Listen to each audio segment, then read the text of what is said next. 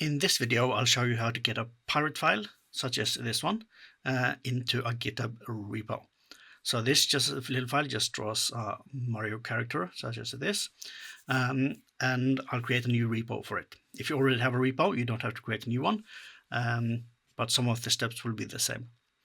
So I'll go to GitHub, log into my account and click New. I'll name this something like Draw Mario. I'll use it as public, add a README file, and I'll add a license as well. Create repository, and the repository is done. Now I have to find somewhere to put this on my local computer. So I'll go and browse my files. I already have a folder here called Pyret Repos, which is currently empty.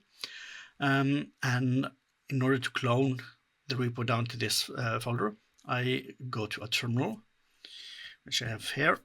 And I can type cd and just drag the file into my terminal like this. If you're on a Windows machine, you have to use the cd. If you're on a Mac like I am, you don't actually have to type it. And then I type enter, and then go back to GitHub, click the code button and copy the link to the repo. Return to the terminal and type git clone and paste in the link and press enter.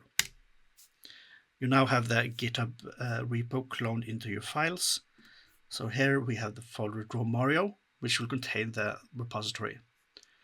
So in order to get back to this in the terminal, I type cd space and then the name of the repo, which is Draw Mario, and type enter. So now I'm inside the repo on my terminal. Next step, and if you already have a repo, you go into it in your terminal like this, and then you're ready for the next step.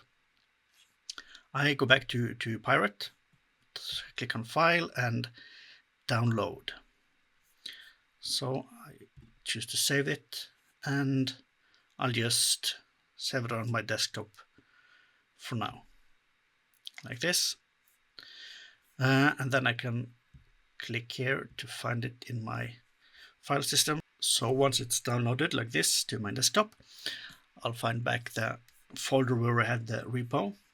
Click on the repo here, and then I just drag the Pyret-file into the repository folder like this. And then I go back to my terminal and I type git status to see what's changed, and we can see the mario.arr file has been added.